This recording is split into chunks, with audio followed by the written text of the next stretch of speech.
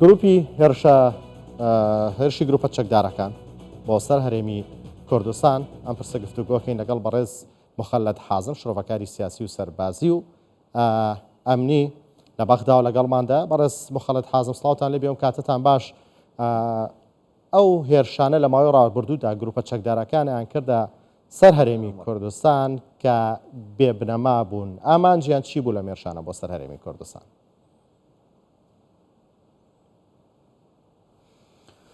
بسم الله الرحمن الرحیم. بەناوی خۆی بەخشندەی میهرەبان زۆر سوپاس بۆ زێنەب تۆ بینەرانی کوردستان 24 بەڵێ خاکی هەرێمی کوردستان بە دیاریکراویشە هەولێر دووچاری هێرشی زۆر بووەتەوە و ئەو هێرشانە لە ماوەی جیاجیا کراون لە ساڵی 2022-24 تاکۆ ئێستاشی لەگەڵدا بێت. من پێم وایە لە دەدگایەکی ئەمنی و سەربازی و قسە بکەم ئامانجی ئەم هێرشانە ئامانجێکی دیکەیان هەبوو لە پشت ئەم هێرشانەوەتە تەنیا ئەوە نەبووە کە دەڵێن ئێمە بنکەکانی ئەمریکامان بە ئامانج کرد و ئامانجمان لێدانە لە بەرژەوەندەکانی هەرێمی یاخود ئەمریکا بەڵکو پێشکەوتنی هەرێمی کوردستان لە بواری وزە و بەرەمێنان.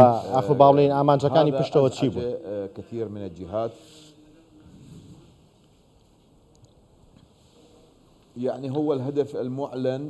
ئامانجی ڕاگەیەنراوی ئەوان بریتی بووە لەوەی کە بەرژەوەندی ئەمریکای لێ وەکو ئەوەی کە لە هەریر باسییان دەکرد، بەڵام ئێمە دەبینین کە هێرشی دیکەدا هەبووە بوونی ئەمریکا لەو ناوچانە تێپەڕاندووە، ئەوەی کە لە ناوچەیەکی نزیکی پارێزگای یاخود لە سەلاحەدین ڕوویداوە لە ڕێگەی درۆنەوە تەنانەت لە هەندێک شوێن لە ڕێگەی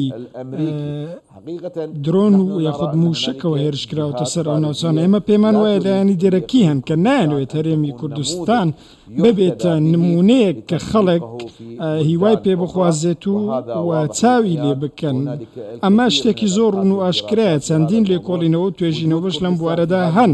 بوونی کوردستان لەم خاڵە جوگرافیەک ئێستا تێیدایە بەم توانایە بەم پێشکەوتنە ویست دەدات بە لایەنەکانی دیکە یاخود ویست دەدات بە خودی کورد بۆ ئەوەی دەوڵەتی خۆیان بنیاد بنێن و لایەنەکانی دیکەش بیانەوێت هەمان ئەزمموی ئەوان دووبارە بکەنەوە، چونکە ئەزمموی هەرێمی کوردستان ئەزمموی سەرکەوتووە. بۆیە جارێک دەیانەوێت هەرێمی کوردستان لاواز بکەن لە ڕێگەی هێرشەکانەوە، جارێکی دیکەش خۆیان دێن هێرش دەکەن بۆ ئامانجی دیکەی خۆیان.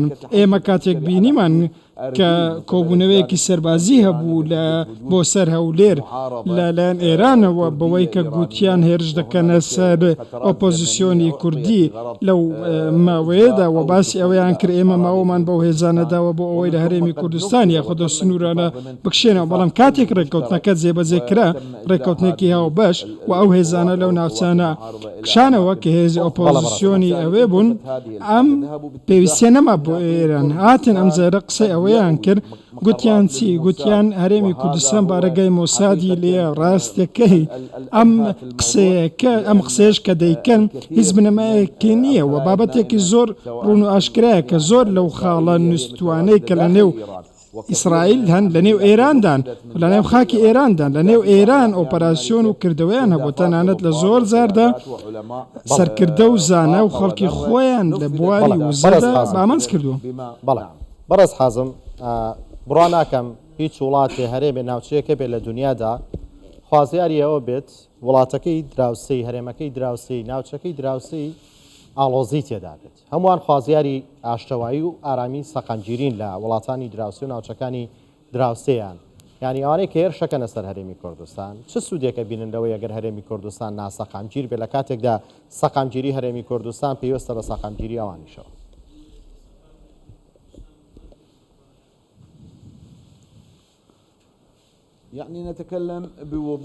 ئەگەر بەڕوونی باشکرای قسە بکەین، هەرێمی کوردستان بۆتە نمونەیەک کە لە زۆر وڵاتەوە هەوڵ دەدرێت لاسایی بکرێتەوە، وێنەیەکی هاوشێوە دروست بکرێت. لە هەرێمی کوردستان زمزۆلی ئابووری زۆر بەهێزە، ملیۆنان کەس لە کورد هەن لە ئێران، لە تورکیا، لە سووریا، لە ناوچەکانی دیکە بە هەمان شێوە ویست و حەزیان هەیە بەوەی کە هەرێمیان هەبێت هاوشێوەی هەرێمی کوردستان بێت بۆ ئەوەی کە بیسەلمێنن ئەم نمونەیە هەرێمی کوردستان نمونە نمونەیەکی سەرکەوتوانەیە ئەمە کاریگەری لەسەر بارودۆخی ئەم وڵاتانە دەبێت کە ئەم وڵاتانە نایەوێت ئەم مافە بەم خەڵکەوە بە کوردەکان بدەن لەو ناوسانەدا بۆیە لاوازکردنی هەرێمی کوردستان بە واتای ئەوە دێت کە ئەم ئەزمونە وەکو ئەزمونێکی شکست خواردوو و سەرنەکەوتوو وێنا بکەن ئەمە زۆرێک لە ئاسوودەییان پێدەدات وە پەیامێک بە کورد و خەڵکی ئەو ناوسانە دەدات بۆی کە ئەزمونی هەرێمی کوردستان ئەزمونێکی سەرکەوتوو نییە ئەم پێشانە لە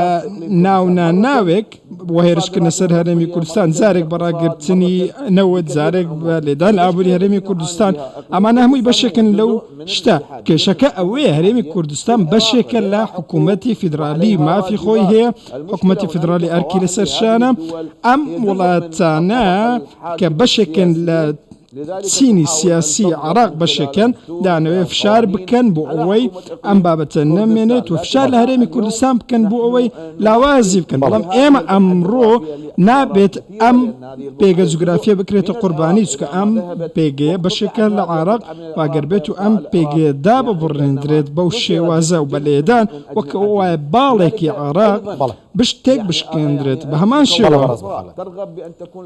چەند پێکاتەیەکی دیکە هەندێیانەوێت کە هەرێمیان هەبێت هاوشێوەی هەرێمی کوردستان بەڵام هەموو ئەم پێشاتانە چینە سیاسەکەی عراق نایەوێت ئەم بابەتە هەبێت و ئەم نمونەیەت جێبەجێ بێت. بەڵێ بەڕێز مخەلەد حازم شرۆفەکاری سەربازی و ئەمنی لە بەغدا و لەگەڵماندا بووی سوپاس بۆ کاتێ پێمەتاندا.